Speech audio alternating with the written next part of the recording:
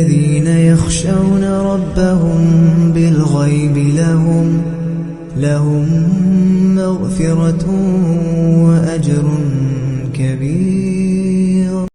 اعوذ باللہ من الشیطان اللعین الرجیم. بسم اللہ الرحمن الرحیم. الحمد للہ رب العالمین والصلاة والسلام علی رسولہ الکریم واہل بیتہ الطیبین الطاہرین.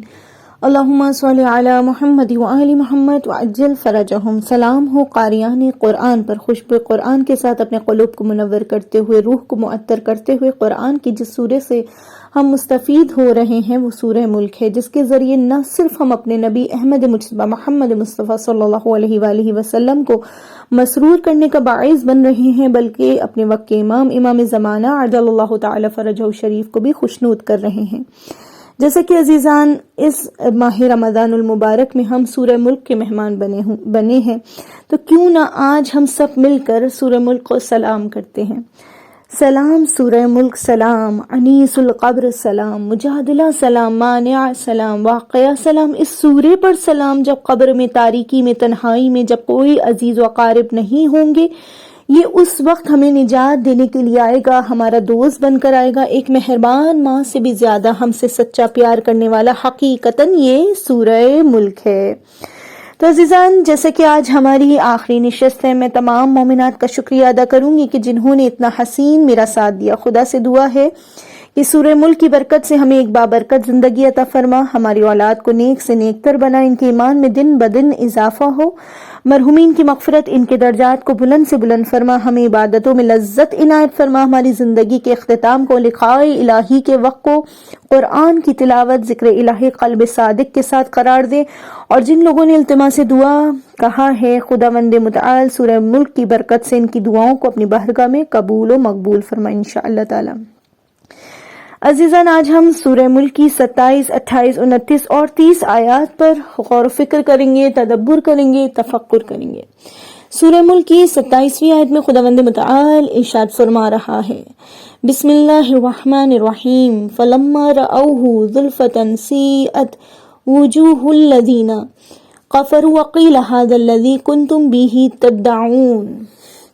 جس وقت اس وعدہ الہی کو قریب سے دیکھیں گے تو کافروں کے چہرے قبیح اور سیاہ ہو جائیں گے، اور انہیں کہا جائے گا یہ وہی چیز ہے جس کا تم تقاضا کیا کرتے تھے. تدعون دعا کے مادے سے ہے، یعنی تم ہمیشہ اصرار اور تقاضا کیا کرتے تھے کہ قیامت واقع ہوگی، کب واقع ہوگی. تو اور جب وہ واقع ہو گئی ہے تو اس سے راہ فرار ممکن نہیں ہے. دنیا میں تو یہ مشرکین قیامت کے بارے میں مذاق اڑایا کرتے تھے، تمسخر کرتے رہے، لیکن جب قیامت نزدیک آئے گی تو کافروں کے چہروں پر نا امیدی کے آثار نمایاں ہوں گے. قیل ھذا الذی، اس وقت ان کافروں سے بطور طنز کہا جائے گا کہ یہ قیامت وہی ہے جس کے بارے میں تم طنزاً کہا کرتے تھے، یہ کب آنے والی ہے، یا اسے ناممکن خیال کرتے تھے. امام محمد باقر علیہ السلام فرماتے ہیں کہ یہ آیت امیر المؤمنین علی ابن ابی طالب علیہ السلام اور آپ کے یار و انصار کے بارے میں نازل ہوئی ہے. حاکم حسقانی جو اہل بیت، جو اہل سنت کا اسکالر ہے، اور شواہد التنزیل میں اس آیت کے ذیل میں کہتا ہے کہ جب قیامت کے دن مولا کائنات علی ابن ابی طالب علیہ السلام کی اللہ کے نزدیک منزلت و قربت کا مشاہدہ منکرین کریں گے تو ان کے چہرے بگڑ جائیں گے. 28ویں آیت میں خداوند متعال ارشاد فرما رہا ہے، قل ارأیتم ان اہلکنی اللہ ومن معی او رحمنا فمن یجیر الکافرین من عذاب علیم.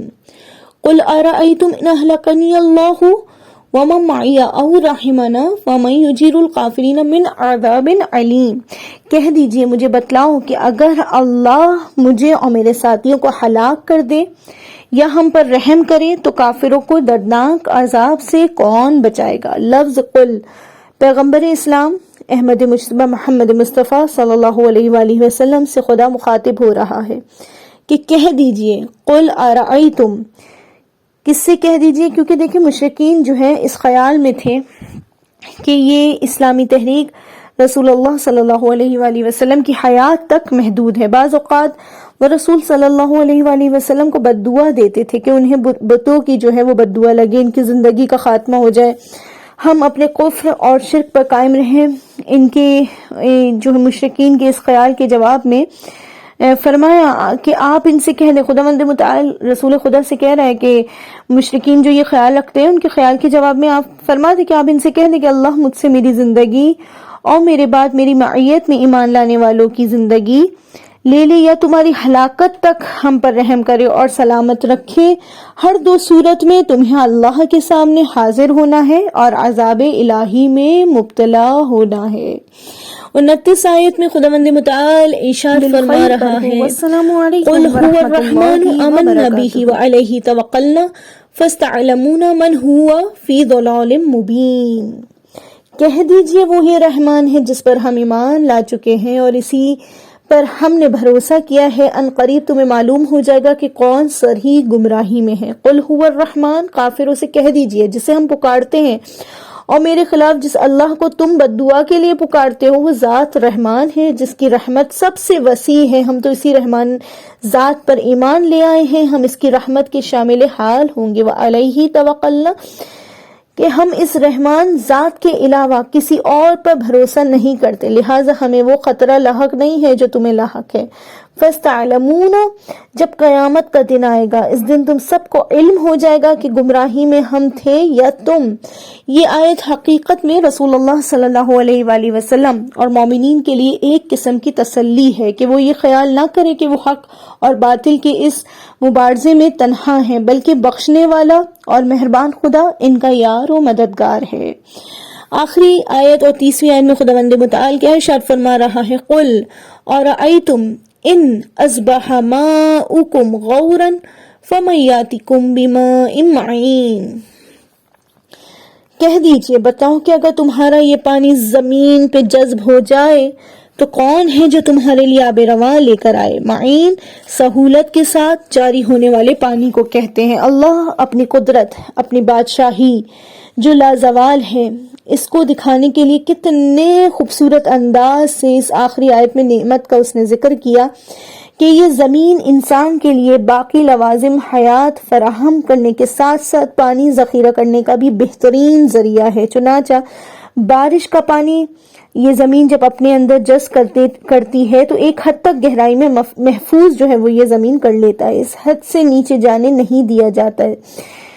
بس اگر اللہ پانی ایک حد تک گہرائی میں محفوظ نہ کرتا تو یہ اس سے نیچے چلا جاتا، یا خشک سالی کی وجہ سے زیر زمین پانی کے ذخائر میں کمی واقع ہو جاتی اور موجودہ پانی نیچے چلا جاتا۔ تو پانی کی کمی کو دور کرنے کے لیے یا اس پانی کو اوپر لانے کا تمہارے پاس کوئی ذریعہ ہے؟ یہ جو ہے صرف اور صرف خداوند متعال یہ کام اللہ ہی کر سکتا ہے۔ تو دیکھیے عزیزان، خداوند متعال کتنی خوبصورتی سے تدبیر حیات کا کام انجام دے رہا ہے۔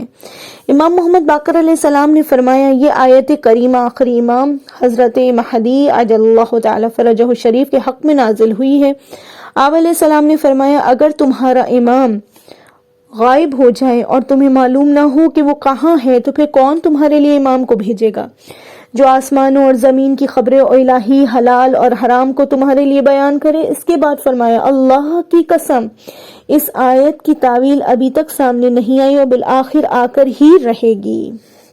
تو عزیزان من، سورہ ملک خدا کی حاکمیت و مالکیت سے شروع ہوئی اور اس کی رحمانیت پر کہ جو اس کی حاکمیت اور مالکیت کی ایک شاخ ہے ختم ہو رہی ہے۔ اس طرح سے اس کا آغاز اور انجام مکمل طور پر ہم آہنگ ہے۔